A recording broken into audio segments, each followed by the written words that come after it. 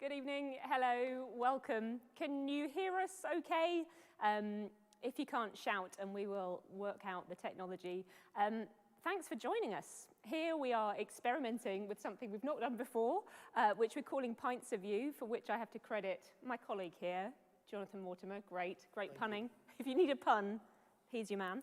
And we are just wanting to have a conversation. As I've said in numerous places before, after our evening service, often we go to the pub, and when you're in a pub and you wear a clerical collar like this, sometimes people will see that as an opportunity to ask a question about something which bugs them or bothers them or bewilders them about Christianity. And some great conversations would come out of that. And frankly, I miss those conversations. I miss those chances. So we thought we would do our best to bring the pub to your home. So thanks for welcoming us into your home. Thanks for having us on your sofa. And thanks for entering this experiment with us. We're just going to have a conversation, trying to go through some questions, some of which are the sort of questions that come up in that kind of pub environment, some of which my friends have already commented and sent us some great questions to get into, and some of which we hope you can interact now. We want to make this as participative as possible as we can over the internet. So we're on YouTube and we're on Facebook Live, and we're looking at the comments and questions that come in. So if you've got a question that bugs or bothers or bewilders you about Christianity, put it on the comments and the chats, and we'll try and get to it. If you hear us say something that you want to kind of come back on and say, I'm not sure you've really answered that question, or hang on, what did you mean when you said so-and-so, get involved. Equally, if you just want to kind of sit back and lurk, that's also fine.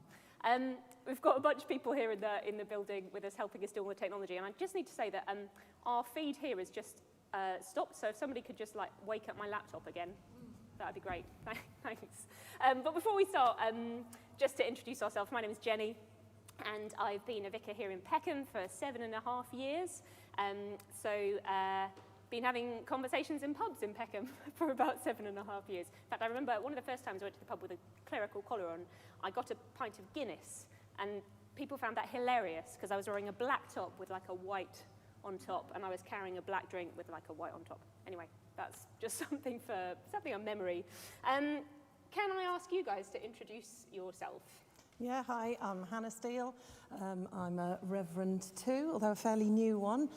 Haven't had much opportunity because of COVID to be going to the pub with my clerical collar on, so I'm grateful for this opportunity. And smelling those chips, Jenny, is quite... Yeah. Are they a substantial meal, is what I want to know, is my question of the day. No Scotch eggs were available, Hannah, okay. So but help yourself to a chip. We've got chips and refreshments here, so forgive us as we dig in. Yeah, and I'm Jonathan Mortimer. I have been also a vicar here for 9.5 years. I too, like both of you, I think really enjoy conversations in pubs, so many of which I go home thinking about, having learnt a lot from. Good thing about Peckham. It is a great thing about Peckham, yeah. So we thought we would start off with the big one, which is a question that people have people have to raise again and again as a challenge to faith, in a sense. And there's a particular twist to it in this year, in 2020. If God is good and if he's powerful, then why are we living in a world where we have suffering? And specifically, in 2020, why are we living in a world where we have coronavirus? If God is good and if God is powerful, why are we living in this situation? Which of us wants to start on that one? Shall I give it a... Reverend okay. Well, thanks for starting with a really easy question to kick us off tonight. And I guess this is the classic question, isn't it? Yeah. That, every religion has to try and come up with an answer to. And I don't think there's any worldview in the world today, religious or other, that has a perfect answer to this question of suffering, because it is so difficult. And we approach it in so many different ways. And I guess you could look at it from perhaps a more abstract, philosophical point of view. Theologians and scholars for years have tried to engage with that question of theodicy. How can there be suffering in the world? And look at arguments like the free will defense that talks about in order for there to be love in the world, then suffering must also be possible in order for us to freely choose to know God or to love one another. But I think as I've wrestled with this question over recent years, I think I've come back to looking at the Christian story as a whole. And I suppose we might be tempted to think that, suffering is a real embarrassment to the Christian faith. Like, let's not start tonight on the subject of suffering, because actually this is our Achilles heel and we don't have anything to say about suffering. But the reality is that the Christian story, the Christian, and by that I mean narrative, not fictitious story, I mean the kind of arc of human history as we Christians understand it, is actually all about suffering. If you think about the beginning of the Christian narrative, the start of the Bible, it's about God creating the world and how suffering enters into the world through the decisions that humanity make, not good decisions, and suffering enters the world. But then if you go to the end of the Christian story, there's this amazing vision of a life, a future life, an eternal life without suffering. I think the phrase that's used in Revelation, the book at the end of the Bible, is, he himself, God himself, will wipe every tear from our eyes. What a verse to kind of hold on to in this COVID time where we've seen so much grief and suffering. So you've got this sort of beginning and ending of the story.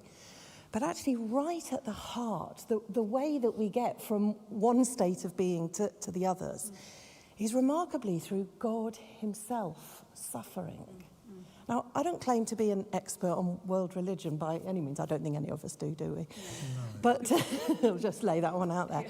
But I think Christianity is the only religion or faith that is so centered on this idea of God himself suffering.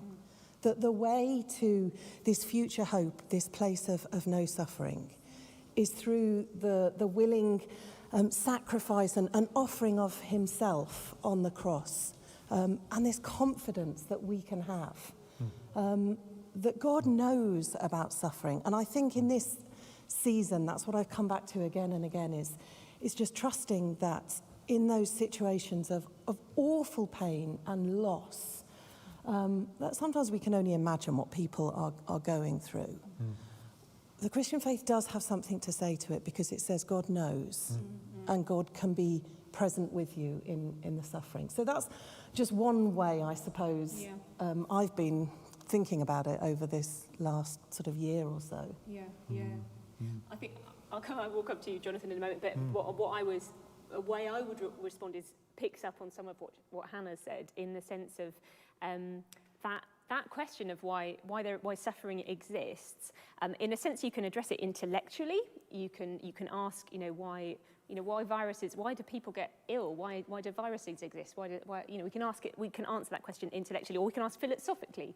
How do we feel that way? But it's much more than an intellectual question. It's an emotional question. We ask it because it feels wrong. And actually, I always say that if somebody were to present me with a Christian answer to suffering, which perfectly intellectually ticked all my boxes, I think there's something deeply wrong with that, because actually no intellectual answer addresses the gut feeling when we lose somebody that we love, or when we're feeling ill, or when we're feeling desperate, or when we've lost our job. All the intellectual answers in the world don't meet that emotional core of the question. And that, I think, is where the Christian narrative, as you put it, Hannah, offers accompaniment, offers participation. The Christian faith doesn't seek to argue away suffering intellectually, and I'm not aware of a worldview which can argue it away intellectually. It can say suffering is just a random thing that we live with, but actually even that doesn't answer the emotional pain. So I think essentially I'm agreeing with you. It's an emotional question as much as it's an intellectual one. Jonathan, what would you say to that question? And I guess so many of our answers this evening will be informed by the example and the word of Jesus. And I think of Jesus, if he was asked by someone who had lost a loved one from COVID, for example. I know some families who've gone through that valley, as maybe you do too. And the one thing Jesus would do, it's the shortest verse in the Bible actually, isn't it? Jesus wept.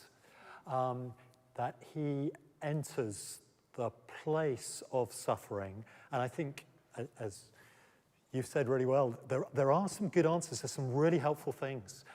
There's some things I've learnt and things I've experienced. And above all, the compassion of Jesus, not least through other people. That is what he would give to those who are asking the question from a place of pain. I think of the example of a character in the Old Testament called Job, who was going through massive suffering, and he had some so-called comforters who didn't give him any comfort at all, offered him some theological stuff, and what he really needed was someone to sit with him in his dust. Yeah. And Jesus does that as well as giving us a way out of the dust. Yeah. Yeah. And Jesus seeks the suffering. Those who are, that's I think what strikes me again and again when I read the Gospels, and I find them fascinating and come back to them again and again, because, you know, Jesus doesn't, people who are suffering are not those that Jesus avoids awkwardly, because this challenges the idea of, you know, Jehovah, the true God. You know, when someone brings a man who's born blind to him and they say, whose fault was it? Was it this man or his parents? And Jesus is so clear. No, it's not this man's fault. It's not, you know, you can't do this sort of individual calculation. It's not like karma, sort of, you know, events come back to kind of punish you or inflict on you for certain things that you have done. Jesus is so crystal clear and always acts in compassion in those situations. Yeah. I'm going to kind of segue but staying on that question a little bit, because a friend of mine said that she sort of sees this as I want to do justice to her question. She said, I think my first question is Occam's razor, which is kind of a flip side of the problem of evil issue. Let me say a bit more what I think she means by this, and forgive me if I don't do this justice. So Occam's razor is like, if there are two explanations for something which both have validity, you'd choose the simpler one. And I think what she's expressing, that is it not simpler if it's hard, if it's hard to explain suffering in the same universe as a good and loving God exists, then why would you choose that explanation? And I have a response, and then I'll let you guys kind of come to that response as well. She also says, let me say, is there anything that's equally hard to explain if there isn't a God? So you can be thinking about that. But so I think it's striking that the majority of the history of the vast majority of the history of the world, and actually I think I'm right in saying the majority of people in the world today operate on the basis that there is a spiritual realm and there is a deity or deities. And it's a comparatively recent and comparatively minority viewpoint that says that assumes we work on the basis that there isn't a deity, there isn't a spiritual realm. It's more of a materialist viewpoint. And so, if I were feeling mischievous, I would say, well, doesn't the burden of proof lie with the minority? I would say that if the majority of time in history have said there is a God, and then worked out from there what that means for how we engage in the world. However, if I wasn't being mischievous, if I was engaging with the question as it's given, I think I would want to say that if there is, I think I'd go back to the kind of the emotional versus the intellectual question, and I think I'd also go back to the fact of there is, if there is a problem of pain, there is a problem also of pleasure. That we can say that as in evolution, it helps the transmission of biology. That there is pleasure associated with, I don't know, the bees getting honey from the flowers.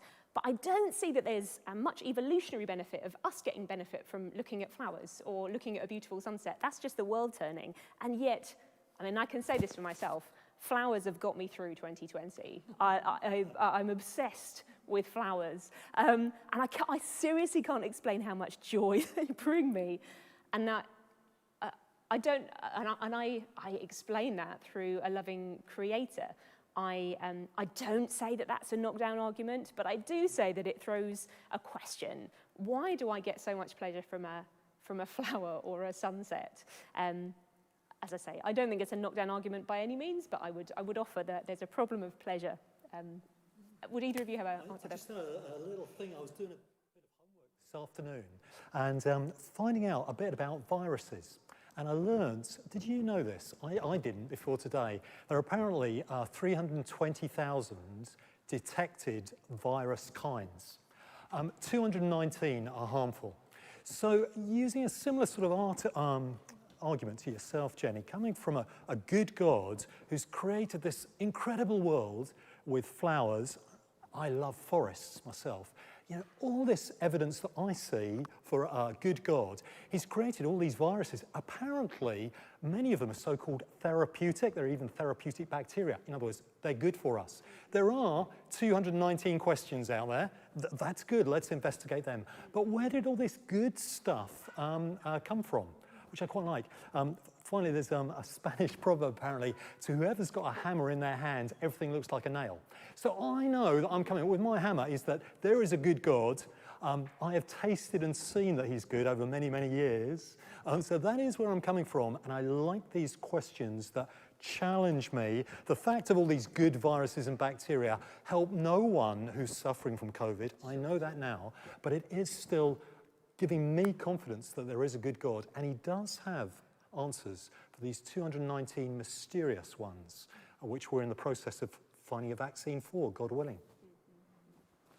Yeah, and I love the fact that God gives this, well, I believe that God gives this curiosity to scientists. I mean, I think it's amazing that we've got what looks like a virus coming within a year of having discovered this virus. What an incredible thing, and I think that the curiosity, the curiosity that comes with the scientific pursuit.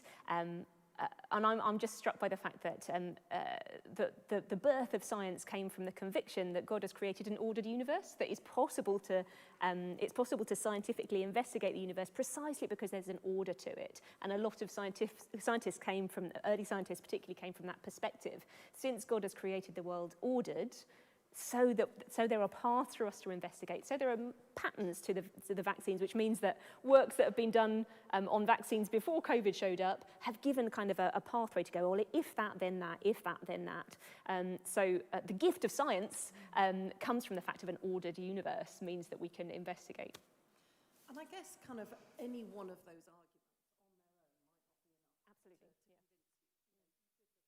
order of the universe, the beauty of the universe. You know, we could talk about the, you know, an innate sense of morality, you know, the conscience, for a better word, or, you know, when you read a story in the paper and something within you cries out, that just cannot be right. You know, we've seen so much injustice become opened up and revealed to us, haven't we, during this COVID era. And there is something within many of us that kind of cries, this is not as it is meant to be. And then I think the question is, well, how do we know what it is that it's meant to be? What is it we're grieving the loss of? What is it we're sensing is not as it should be?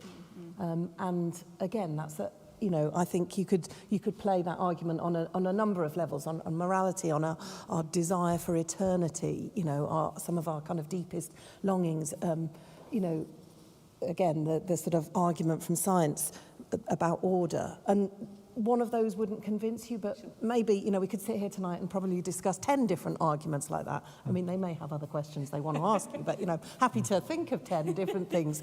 But then when you start to piece those together, the likelihood of there being a God just seems more on balance, possible and sensible, and makes sense of the reality of the way we see our world and the way we understand ourselves as well. Yeah. I've just seen that Rachel, who asked that question, is popping up. Hello, Rachel, and has given us a flower on our YouTube screen. Very lovely. Thanks, Rachel. We'll stay with Rachel for the moment then. So she also asked, if God or gods exist, why and how choose one religion over any other, or are they all versions of the same truth? Any of us want to have a first go at that? I've got something to say to that, but you guys, either of you want to start with that? Shall I give a go? Go for it. Give it a go, Hannah. Yes, please do. I like, we'll all sort of chip in. And I mean, again, this is, Rachel, excellent questions for a Sunday night. I haven't had to use my brain like this in a little while. It's quite good. You know, really, really excellent question. And I guess there are lots of things that you can see as being similar in a number, in all religions possibly, that there are core beliefs and core values that certain religions hold together, and I firmly believe in the common good. I think as a concept where people of all faiths and no faiths, we're called to work together for the flourishing of our society. So, I want to begin by saying deepest of respect to people of all faiths and all nons, and think we've got a lot to do together. But I guess as you start to, look into the different religions, there are distinctives about them. And I think to try and offer a sort of pluralistic, essentially they're all the same, actually doesn't do justice to the variety and the integrity of those different worldviews. And I guess it's a case of finding where there's points of convergence and where there's points of difference. And again, for me and my own kind of Christian faith, it always comes back to the person of Jesus. Surprise, surprise, that's going to be the answer we're going to come back to again and again tonight. And that if Jesus is who he claimed to be, the Son of God, the one who said, I am the way, the truth, and the life, the one who claimed to have an intimate relationship with God as Father, and to be able to open up this world of no suffering that we look forward to and long for, then I think we have to decide what we think about Jesus. I think is my question. We have to decide what do we make of the person of Jesus, and that's often a kind of sticking point for me, I guess, on this question. Yeah. And isn't that why this season right now, Advent coming into Christmas, is such a fantastic opportunity for us to think about who Jesus is and what he means to us, and how God chooses to express himself. In the Bible, there's a beautiful phrase describing Jesus that I really like, where Jesus is described as the radiance of God, or the exact image of the invisible God. So, and Jesus once said, if you've seen me, you've seen God the Father. And so this is God choosing to reveal himself in a manger, in a year which is the turning point literally in the calendar. Maybe using the principle of Occam's razor, which again I've only learnt about this afternoon. I hadn't heard about that before, so I'm learning loads in preparation for this evening. But isn't there a certain logic, if you like, to a human mind as small as mine, that if there is a God, wouldn't he want to show himself to humans through a human life that's utterly unique, that's significant enough to start off the human calendar? It's at least worth investigating. Yeah, interesting. I think, I once sat on a panel of women from different faiths, and I can't remember exactly the question. It was a while ago, so I can't exactly remember the question that we were the questions that we were asked to give responses to.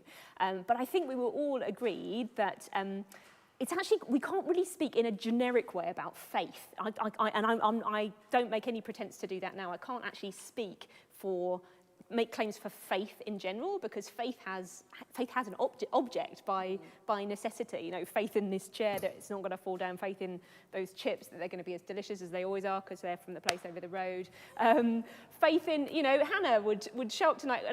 I know because your character is trustworthy. Or I could have faith in somebody who wasn't trustworthy and they wouldn't show up. So faith has an object, and so this is why Christians bang on about Jesus all the time, because actually faith in the abstract is, I don't have any arguments for that. I'm not equipped to argue for that. I'm equipped to point to Jesus, because I believe that he answers some questions. He answers some big questions about who God is, and specifically,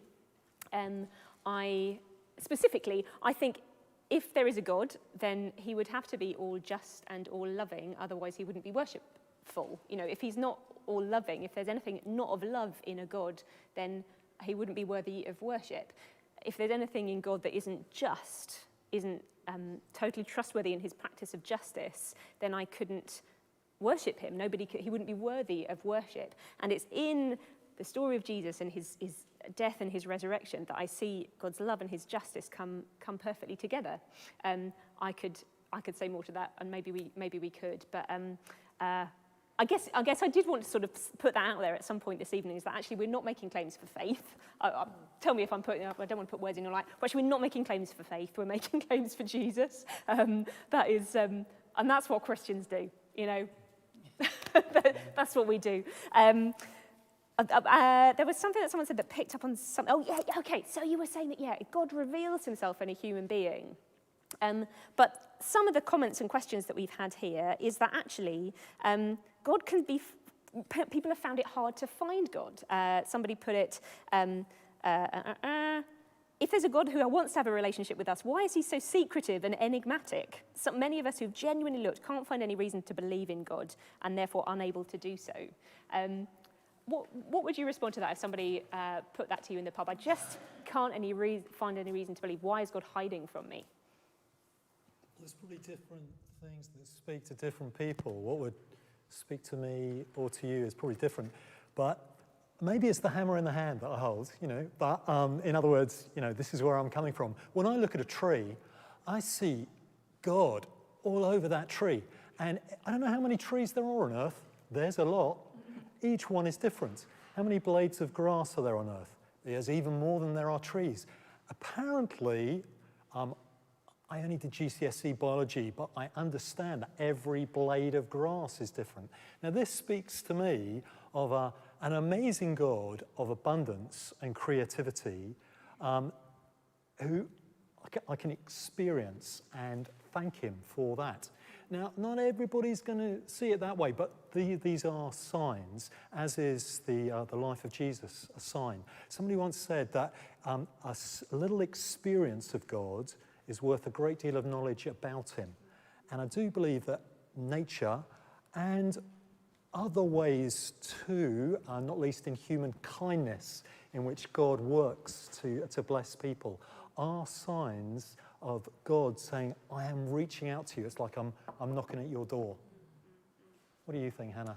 I think it's a really interesting question, and I'm, you know, and the struggle for someone who wants to have faith but can't quite muster it, or it just hasn't clicked for them. That, you know, that's a tough place to feel. So whoever wrote that question, kind of, I feel that, you know, I feel that struggle. And I've been reading the Christmas story again because we're preparing for Christmas, and I'm thinking, God, this is a bit obscure, really. You know, of all the ways to come to earth, to be born in a manger, kind of in a room tucked round the back where nobody was really watching. Okay, there were stars in the sky and there were angels, but to a fairly kind of obscure group of shepherds. You know, let's be honest, am I allowed to say this? God could have made it a bit more obvious in some ways if he'd wanted to. Yeah. But there is something about that I think means God does not ever force himself upon us.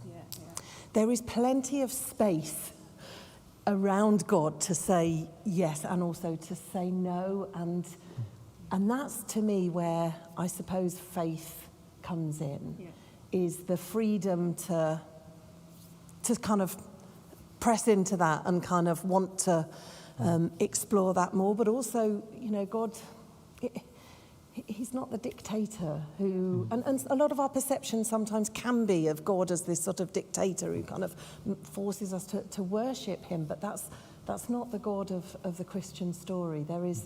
There's kind of space in the story for us to find him and to say yes or no.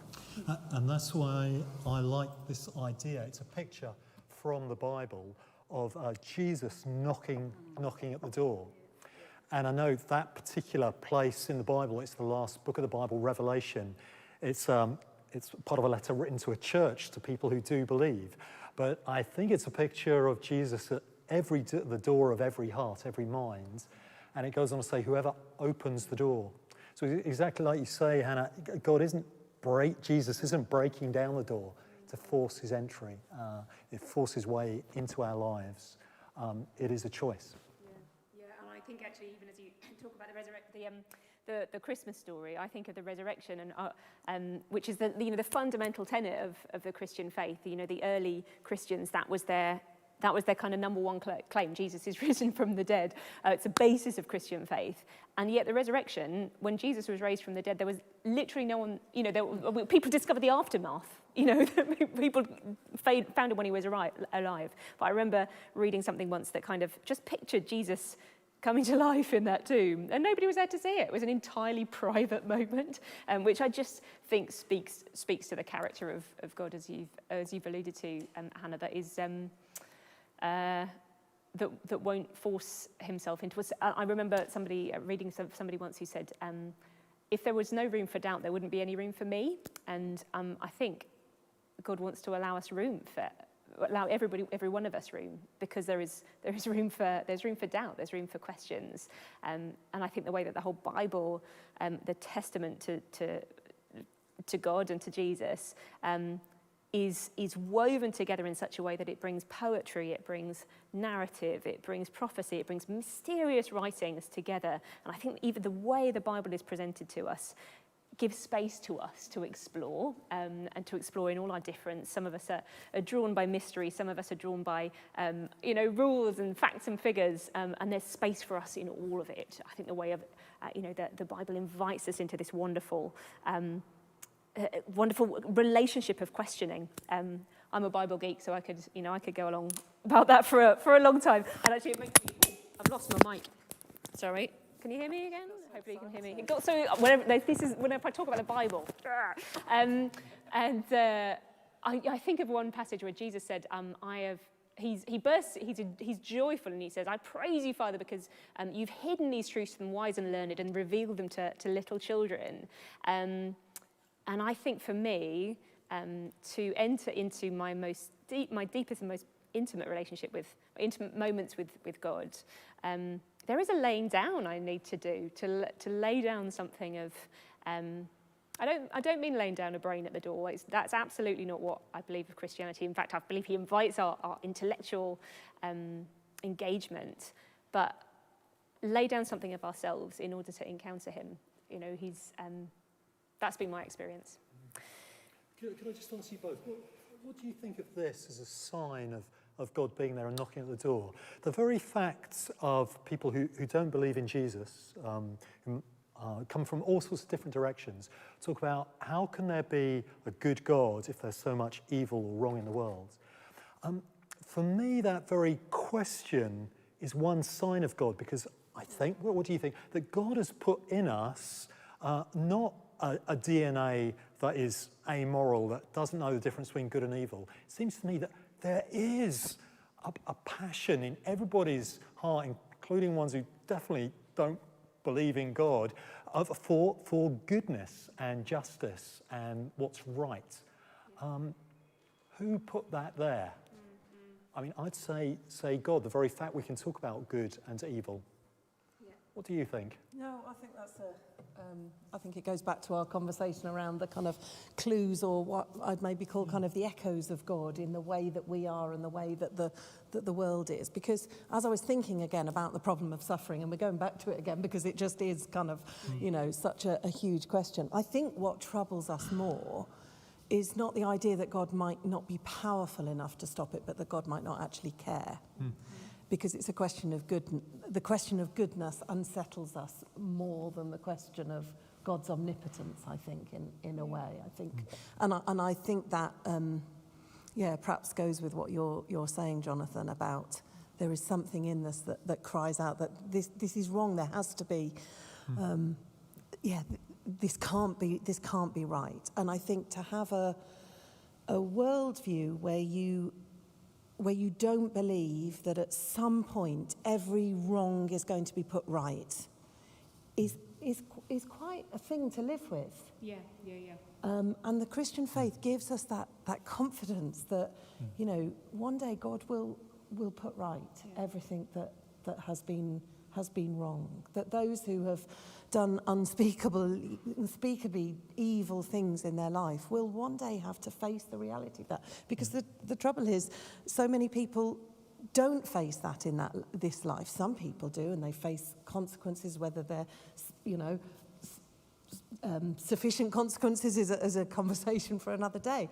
But actually, the Christian faith I think for me gives me that hope that justice will ultimately prevail. Obviously, we long to see it prevail now and must do all we can to fight for it now, but ultimately also we have this hope. And I think, again, that innate sense of justice perhaps is another of these clues. Yeah, and I think actually even an innate sense that death itself is somehow a robbing and a loss, and we rebel against it. Even when somebody has died at the end of a good long life, we still cry. You know, when my granny died peacefully at 96, I still wept at her funeral. You know, and I think even that kind of rebellion against death, even as somehow a wrong, somehow an intrusion into our world, and a longing that even that wrong would be put right. Again, it speaks to me of that echo of for which I look to that first creed of the early Christians, which was Jesus is risen, and that Jesus has even conquered that death, which has been a tool of the terrorist and the tyrant, is conquered, and one day will be conquered in full. I think I'll take us on a different... Oh, sorry, Jonathan, you're about to jump in. I was just going to say, Jenny, that, and isn't it significant that Jesus is risen and he appears to the disciples still with the marks of death, like the scars on his body. And this, for me, is very powerful, that he will wipe away every tear, and he's risen from the dead, and he and God's word looks suffering in the face and enters into it. And even in his risen life, acknowledges the grief with those scars on his hands and in his feet. Well, here we are, banging on about Jesus again. Can't stop us. Time it, how long it takes us next time. So I'm gonna take us in a different direction, and I'm gonna look at some of these questions that some friends have sent in. And this takes us in a totally different direction. I'm gonna have to read a bit of it. I'm really wishing I'd prepared a bit harder these questions. Well, I think, and I'm picking this one because I just think, oh gosh, there's so much I'd want to say to this. If God exists, how come Christianity and most other religions look so like agents for social control, which a human dictatorship would create to oppress the masses? And my friend says, one of the most damaging aspects of the Christian doctrine is the idea that you can sin against someone in your mind. This promotes people try to control their thoughts and feelings, which is just not humanly possible. We control our behavior, but we do not have control about what pops into our mind. Why would a loving creator God set humans up to totally fail in this way? How would you speak to that? Do you want me to read any of that again? Well, let's have a go at answering it, and then if we don't touch on all the bits, pick us up on it again, because I think there's actually a few questions in there. And I think... By the way, I'm the only one eating the chips. Well, I'm just too excited by the questions. I can't multitask. I can't multitask. No, there's loads left here. Look at the difference between multitasking and not. It's quite remarkable. Cold, but I'm going to tuck in. What was I going to say? So I think the first part of the question is about the role of religion, perhaps, and the Christian faith. And I think we have to be honest here that Christianity has at times been the most appalling representation of Jesus, his teachings, and his life. And I mean, I wear a dog collar, but sometimes I am a Christian in spite of the church, and I'm a Christian because of Jesus. And I don't want to disassociate myself from the church, because I believe the church is a wonderful thing. And I believe that people following the teachings of Jesus can make a real difference in the world today. And we do see that, you know, amazing story in the news last week in Burnley, wasn't there? A tragic story of, you know, these two priests weeping on the streets, and the work of the church to reach out. So there are examples of where the church does do good things. But I think we have to put our hands up and say, at times, religion, or Christian religion, has been a poor witness to the Christian faith. And, not be ashamed to kind of acknowledge that. So that's maybe one way I'd kind of respond to the first bit of the question. But I'd love to come to the thing about thoughts as well. But maybe you might want to say something. Phrase that stuck with me, is this right? Has God set us up to fail? By condemning our thoughts. And the way I come from it, that God because of Jesus, has set us up not to fail, to have a new start. I don't see it as God's fault setting us up that way. I mean, the beginning of the Bible speaks of God's perfect plan, where he set up two people, Adam and Eve, in a perfect creation, set up to work with him in partnership. And I see this beautiful picture of that's what God's plan is, and that's what Jesus came to bring us back to and to redeem us for. So he's setting us up, and we call it grace, which basically means a free gift, to get back on track through all the gifts that he's given us to learn from our mistakes. And as the saying goes, nobody's perfect, which is true. One man who lived on this earth he's Jesus, and through him we can get back to where God set us up for originally. Yeah, I like that. Sorry, just one thing that's come to mind, because I've just seen my friend Isham, French, So you see, I'm trying to learn French. And speak French, get as much practice as possible. And Isham is one of my friends who I speak with, and because he's a native French speaker, I learn from him.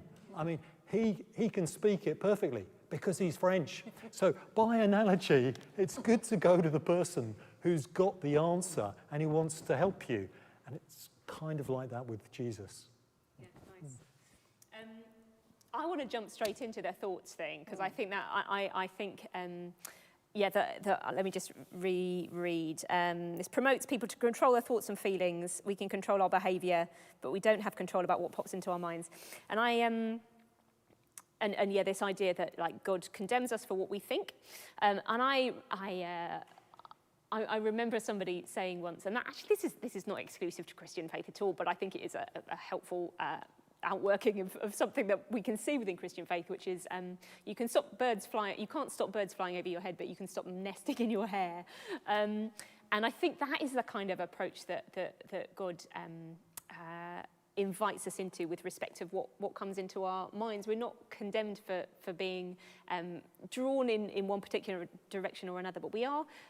Faith is love in action, and I think. So I think I just want to kind of say, I don't think that the Christian God condemns people for things that for things that pop into their head. However, I do think that we're given responsibility, and I think this is part of the Christian doctrine too. We're given free will to entertain a thought or an idea, or not to. We can entertain the thought or the idea of, this reminded me of a time when I think I was about 12 or 13, and theatre was my life at that stage, absolutely what I loved to do. And I was in a play with somebody, and one of my kind of fellow child actors was chosen to understudy one of the adult parts for a role, and I was fiendishly jealous. That was everything I wanted, and feeling that way was horrible. I don't want to feel jealous. It was not a pleasant feeling, so this was a thought that came into my mind unbidden. I didn't want to feel this way, and I didn't like feeling this way. But at that stage, I was just kind of testing out what Christian faith mean for me personally. And so I thought, the tool that I'm given is to pray. Is to pray for this feeling of jealousy, which was unpleasant. And so that's what I did. I don't want to feel this way. It's not a nice feeling jealous. Can you help me? And I mean, it sounds like the simplest of stories, but God spoke into that time and released me from a feeling of jealousy. And I think I would say God gives us tools to deal with what comes into our minds. I could have gone one way and entertained that, and our relationship with this friend of mine would have broken down. But I was given a tool to know what to do with a feeling which I didn't really want to entertain. To be fair, there are sometimes feelings that we do want to entertain which are less harmful, but that's another story. Hannah, what were you wanting to say? I'm quite liking your story because I had a similar experience in drama school as a child, and I didn't get them. Happens in vicars, right? I know, but we do the next best thing that will have us. And I didn't get the main part, but then years later I saw the girl that did on Casualty, and that did make me feel a bit better that I'd missed out to a true star. But anyway, I'm obviously still need to do a bit of prayerful work myself on it. I guess I was thinking one of the most misquoted verses in the Bible is money is the root of all evil. Yeah, yeah. Oh, no, hang on, that isn't actually what the Bible says. No. The Bible says the love of money is the root of all evil, because actually it's about our hearts and our heads, that where our actions kind of find their origin. So money in and of itself is not a damaging thing. It's what makes the world go round. It's what enables us to do what we, do things in our life. But actually it's about the value that you place on it. It's about how much of your mindset it takes up. It's about how much of your heart. It's about the position that it has in your life. And when it is out of kilter with other things in your life, then it can be damaging. It can be harmful to you and harmful to others. So I think, again, the thoughts, Jesus said, it's not what goes into a person that kind of makes them unclean, but what comes out, what's kind of within, is the root, is the root that we need to kind of examine and look at. Yeah. So God's not watching over us going, oh, Reverend Mortimer, you had a bad thought this morning. I saw that. It's about how that then impacts your behaviour, your decisions, your life, isn't it? Yeah. And there's a lot of clues, if you like to use your word, Hannah, in the Bible of God warning, pleading with his people, just be careful what you worship. And so many of God's gifts turn into gods. And if there's like a throne in our mind, what is on the throne? Toby and I were just watching Tottenham Arsenal on the highlights. In case anybody's watching Match of the Day 2, we won't give away the result. But Jenny was thinking we were praying. We were actually watching the Tottenham match, and it's fantastic. I mean, and how easy it is for football, as one example, a brilliant thing, but it can take over and become a god. So can anything or anyone. Yeah, I think it's about kind of if we're wired to devote ourselves to something, it could be money, it could be Tottenham Hotspur, then... pointed at me when she said money. Just because you said that. Yeah, we all go into vicaring for the money. If we're wired to devote ourselves to something, it's worth looking at what we devote ourselves to, because it has consequences on the outworking of our lives. And for me, that brings us back to, I remember a story of somebody who used to be part of this church and is now working in South Africa and working with people on the streets who has, and a lot of them have addictions to various things. And this is really stuck in my mind. He told a story of how somebody who'd struggled with an addiction, I think to drugs, it might have been to alcohol, I'm not sure which, and he recognised that he, in his addiction to substances, that had cost him relationships, it cost him money, it cost him dignity, it cost him a home ultimately, and yet it's kind of assumed this place in his life. And then he found out about Jesus and how Jesus had given of himself. Jesus had gone to death on the cross in order to reach out to him, and he said that the choice was simple. Do I give my devotion to something which has taken everything from me, or do I give my devotion to one who has given everything for me? And that was, he said, the choice is really simple. That who do I choose to put on the throne? I choose to put Jesus on the throne because he's shown himself as worthy, because he has given everything for me. He's given everything out of love for me. Banging on about Jesus again. Can't stop it. So let's say, for me, the picture is not of the God who condemns, but rather who pleads with us not least through his son Jesus, to put the right thing, the right one on the throne for our good as well as the good of the world. Yeah. And we know he's good because we've seen his character in Jesus, and we can look to somebody who reveals who God is. We've got about 5 minutes more. So let's just go in one final change of direction. And I think, let's get current, because a friend of mine has also asked, I find it really hard to get my head around the US Christian right and its equivalents. It might touch on something you said earlier on, Hannah, their support for Trump, as it doesn't seem to map onto the values held and actions followed by the Christians I know. Now, like, I'm not saying that we're going to kind of come down heavily on one political side or another, but I guess this goes to a kind of a representation of Christianity that we might see from different places around the world, and how does that map on to the Jesus that we know? I haven't really put that into a question, have I?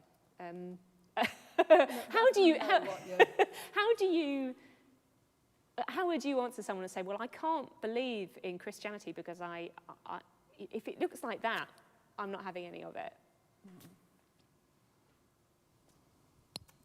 Well, I've got to have a lot of sympathy with that. The first thing I'd say is that all of us, I guess, well, I'm really influenced by what I read. And I try to read from a whole lot of different sources, but most of the things I read are telling me pretty staggering things about President Trump.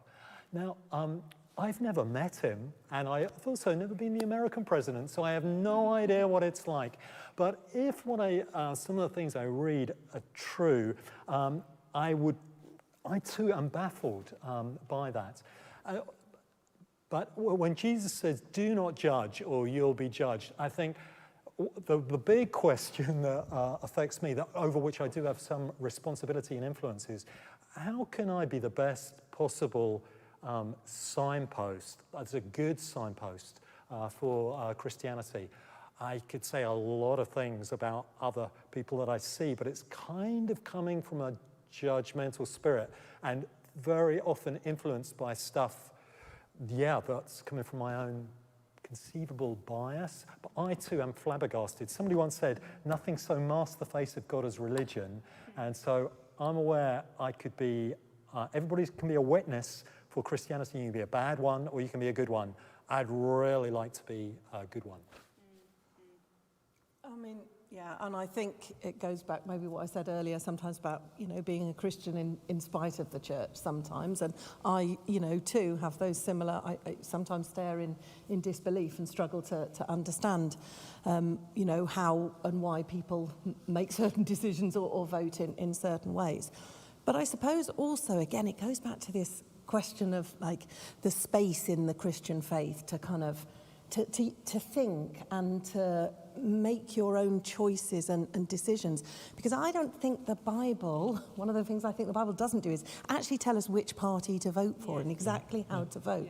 But it does give us a vision of human flourishing in the world today.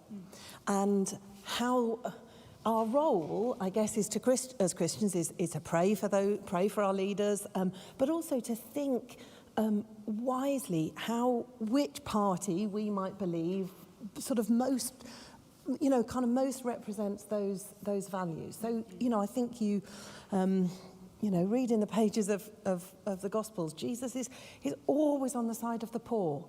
That seems to me clear in the Gospels. So that would, impact the way that I would think about voting. I would think about what's this party or this person think about the poor? How have they voted in kind of light of that? And, that's just one example of some of the issues. So I think, again, there's this, diversity and breadth in Christianity. I'm sure in a, church like All Saints, there are people across, the whole political spectrum. I know that's a fact.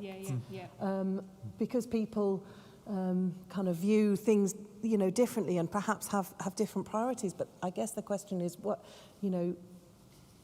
us each kind of wrestling where, where we see the kind of, the best kind of case for human flourishing and the common good, perhaps.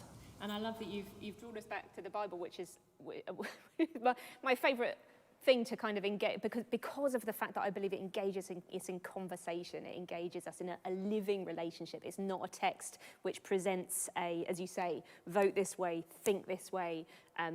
It doesn't. It's not a bullet point list of what you check up. It's a text which invites us to it invites us into a conversation and relationship with a God who I believe when we read and when we pray that we find him to be alive and find that he brings us to life as we come into conversation with him. It's 9 o'clock and we said we were going to finish now. I don't know who's tuning in, but I know I can see some names on the YouTube screen. So I've loved talking with you guys, whoever's watching us. And if you've been watching us and enjoyed it too, thanks so much for being here. Thanks for comments and questions. We want to kind of be, we'd love to continue these conversations. We're thinking of maybe doing some more of these in the new year. If you think that would be a thing that you might tune into again, let us know. We'd love to hear. And if there are any questions that you'd love us to tackle in a similar way, we might kind of tag in some other people. We might, keep this panel. We'd really love to hear your responses because this was a bit of an experiment to see how it went. I've really enjoyed it. Thanks for being here. I'm going to eat my cold chips and have a great evening. And drop by again if you've got more questions to ask. Thanks for being with us. Thanks. Thank you.